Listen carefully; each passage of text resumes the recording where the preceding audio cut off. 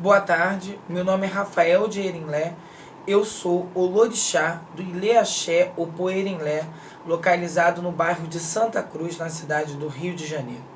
E hoje, em especial, eu vim dividir com vocês algumas informações sobre o orixá Oiá, Inhansã, de forma mais comum conhecida no Brasil. Bem, para que a gente possa começar a falar sobre Inhansã, é importante localizar de forma territorial o orixá. Oiá tem a sua origem Tapá, Nupe, e literalmente a ilha de Jeba, tá? Localizado na África. Quando nós falamos em Oiá, automaticamente iremos falar do rio Níger, e com ele, ou seguindo, a nascente do rio Níger até chegar, na verdade, à cidade que deu origem ao Oiá, e até hoje, em povos iorubás que aderiram ao Oiá e que cultuam o Oiá até os dias atuais. Para falar de Oiá, é importante também saber que estamos literalmente falando sobre um orixá que representa a determinação, a coragem, a força, é literalmente uma energia que traz para todos nós a força de desbravar. É literalmente Oiá, que significa ela rasgou, porque em uma das lendas de Oiá nós vamos literalmente ter o nascimento do rio Níger, que se dá através de um ebó indicado por Ifá a um certo rei que precisava vencer o inimigo ou se proteger do inimigo, e esse rei, ao fazer o ebó com uma de suas filhas, através de tecidos negros, ao rasgar, por essa filha, e esse tecido tocar o solo, é que se dá origem ao início das águas negras que formaram o rio Níger. Literalmente, esse território teria sido cercado por essas águas e até então formado assim a ilha de Jeba, que ainda é um local sagrado onde muitos passam as informações que a ligação de Inhansã com Jeba, com a ilha, é porque lá teria um portal que separa o mundo dos vivos ao mundo dos mortos. Então, Oiá, personagem mítico, que vai literalmente estar associada aos Egungun, que vai estar associada à criação do culto a Babá-Egum, à ancestralidade, é orixá, literalmente, da ilha de Jeba, aonde se tem um portal que se guarda a passagem de um mundo para o outro. Oiá, que literalmente é um orixá cultuado através das tempestades, dos ventos, de lugares aonde o vento, literalmente ganha força. E ao ganhar essa força, se transforma em tempestade, se transforma em tornado e nos furacões. Oiá, orixá, que literalmente tem um temperamento imprevisível, tão quanto suas filhas, que muitas das vezes vão de uma forma pacífica, de uma forma tranquila, a uma tempestade, a uma fúria descontrolada. Oiá, que literalmente dissipa, corta, faz com que as coisas se transformem, ela literalmente venha a ser cultuada para que o ser humano se desenvolva, o ser humano ele avance, ele limpe, ele literalmente retire do caminho a sua dificuldade. Entre algumas lendas dentro do Ifá, e aí nós temos alguns odus, alguns eu me lembro em relação ao Funsá, em relação a Irosunsá, que vai literalmente falar dessa tempestividade, de Oiá enquanto orixá, e de literalmente a ligação que ela possui a esses elementos da natureza. Em Irosunsá, literalmente a cor aproximada ou apropriada ao temperamento dessa orixá, que é o vermelho, né? Apesar de em cidades onde há o culto, né? Literalmente a cor destinada a Oiá é o marrom. Acredito eu que associado, né, ao culto da terra. Porque quando pensamos em Oiá e quando literalmente pensamos em Egungun, nós nos deparamos com Onilé, que literalmente é o orixá da fecundidade, é o orixá que nos mantém vivo, é o orixá que literalmente recebe, né, o nosso corpo após vida para um processo de transformação. Então, quando nós pensamos na cor, possivelmente há uma ligação com o Onilé, a esse marrom, e a cor vermelho, né? O vermelho que até então também nestes odus ou nas lendas que falam sobre Oiá, representam a vida. Então, Oiá, orixá de vida. Oiá, orixá, sim, que transita entre a vida e a morte, mas o orixá que traz a quentura, que traz a vida, né? Que traz o gosto de viver, o gosto de estar vivo. Literalmente, essas características, né, existem sim nos eleguns, né?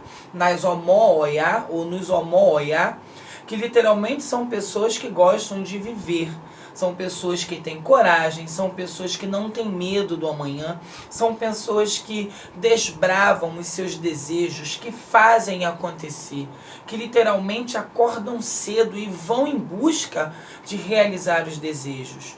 Oiá é literalmente tudo isso.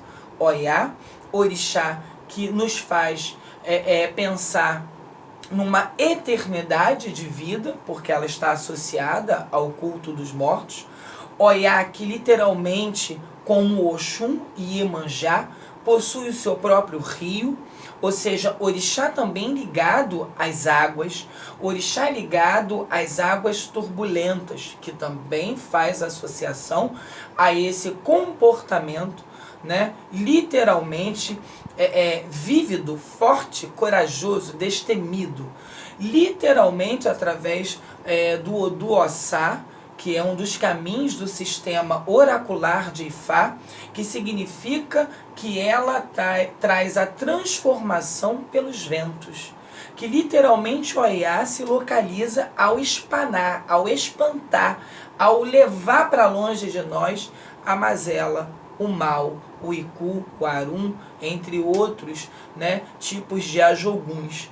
Oiá, então, orixá que vem para que a gente tenha o senso de eternidade, o senso de coragem.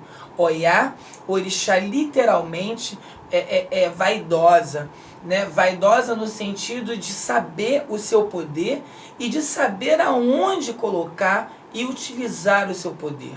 Oiá, que fora esposa de Ogum e que também, né, casou-se com Xangô. Literalmente, Xangô, em uma das lendas, ao buscar armas ou ao pedir, né, uma encomenda a Ogum, se depara com Oiá, ajudando o Ogum na forja, e literalmente, a partir dali, Oiá não se desgruda, não se separa de Xangô, e Xangô a tem como uma das suas melhores ou prediletas esposas. Então verifiquemos que através de Oiá, que nasce ao rio Níger, que tem ligação à ancestralidade, que tem a força e a coragem, ela literalmente está associada, né, a orixás também de personalidade forte, de personalidade lutadora, né, de caçadores, de guerreiros. E a partir daí, entre muitas as lendas, o culto associado ao fogo, né? Outro símbolo, outro elemento da natureza contido nas características de Oiá, de cor avermelhada e que literalmente afugenta a morte porque é quente, porque transpira, porque faz o ser humano, né, ter quentura, e ao mesmo tempo o seu lado destrutivo, né, enquanto também força da natureza.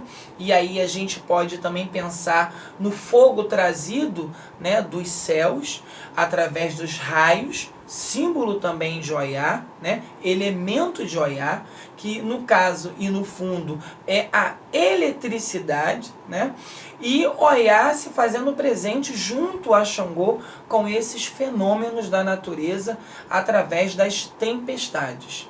Oiá, orixá associada aos furacões, associada ao vento forte, associada aos locais que o vento sopra forte. Oiá traz o movimento, Oiá traz a sustentação da família. Uma outra característica de Oiá, e que eu também percebo particularmente em suas filhas, é o dom de comandar, de dirigir, né? de trazer o pão de cada dia. Oiá está literalmente, enquanto orixá, em suas lendas, associada ao mercado.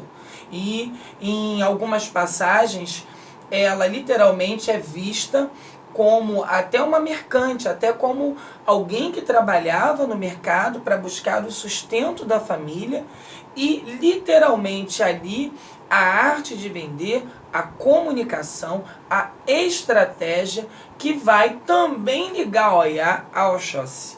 Então, recapitulando, Ogum, Xangô e agora Oxóssi. Sim, Oiá é caçadora. Inhansã é um orixá de estratégia, é um orixá que participou, né, que literalmente está associada a Oxóssi e ao poder que Oxóssi tem sobre a caça, sobre prover a alimentação. Oiá, então, mulher que literalmente consegue, né, ter ao seu lado estes orixás importantíssimos para que a gente possa entender no fundo, né, o que devemos esperar desse orixá. Enquanto orixá, eu enquanto omó-orixá, eu enquanto cultuador da natureza, nessa religião maravilhosa que é o candomblé, né? Nós sabemos que de culto próprio, de culto transformado e criado, que o candomblé, culto brasileiro, que muitas das vezes se difere realmente dos cultos africanos, da forma de cultuar ao orixá, mas como patriota, como um homem que cresceu, que jura e que quer e que deseja continuar no candomblé brasileiro, eu venho literalmente exaltar que enquanto filho de orixá, ao cultuar Oiá, eu devo literalmente pedir a Oiá que eu tenha a mesma força que ela possui quando levanta um búfalo, né, com uma única mão. Claro que o búfalo é importantíssimo para que a gente possa entender como o Oiá, orixá bicho, bicho mulher, né, vai também trazer as características de força, de transmutação, né? Oiá que literalmente arrancava a pele que cobria o seu corpo enquanto bicho e que vai se envolver com Ogum a partir do momento em que ele, enquanto caçador, descobre, né, o seu poder, descobre que ela não era literalmente humana, que ela era, ao mesmo tempo que mulher, ela era bicho. Então, literalmente, quando a gente pensa, né, nesse animal, a gente vê que é um animal de grande porte, a gente vê que o símbolo de Oiá, né, ou que o apetrecho, o afoxé, que ela então deixa para os seus filhos a partir do momento em que se transforma o orixá e que não vai mais participar de forma humana, é o chifre de búfalo. Então, outro símbolo presente na iniciação, presente no assentamento, presente no lugar sagrado onde se cultua o Oiá, e usado para que esse orixá seja invocado através, né, de outros elementos e da exclamação Epa Rei, né? Na verdade, Epa no sentido de surpresa, né? O vento forte que literalmente arranca uma árvore inteira e leva para o céu. O vento forte que consegue destelhar metros e metros de telhados em apenas minutos, segundos. Então, epa por esse sentido de que algo forte te toma como surpresa. E aqui no Brasil, né, literalmente, eparrei, no sentido de trazer essa imagem de que ela que rasga, ela que separa, ela que quebra, ela que divide, literalmente está presente. Oiá, orixá riquíssimo, como falei, de informações. O tempo, no fundo, né, acaba ficando curto, porque nós sabemos que um vídeo com muitos e muitos minutos acaba ficando pesado, mas essas características são importantes para quando a gente pensa em Oiá. Né? Pensa que literalmente a gente deve buscar através de seu lado estratégico a força para que a gente busque os nossos objetivos, através do búfalo, através da durabilidade, né, do chifre de búfalo, através da sua coragem de ser um ser espiritual destemido, literalmente nos tornarmos pessoas destemidas, corajosas, sem medo, que faz acontecer, que busca, né, o desenvolvimento, o aprimoramento enquanto ser humano, enquanto profissional, enquanto pai de família, enquanto mãe de família.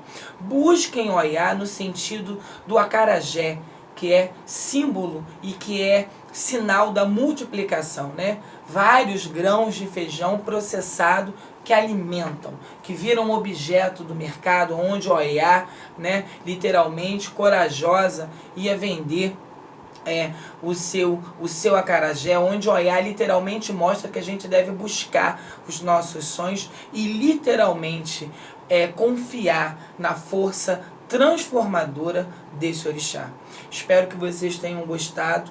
Desculpe talvez, né, a linguagem, e espero algumas considerações para que a gente possa cada vez mais melhorar, e enfim, o que eu puder trazer de minhas pesquisas enquanto olorixá, para juntos tomarmos ciência do que realmente cultuamos.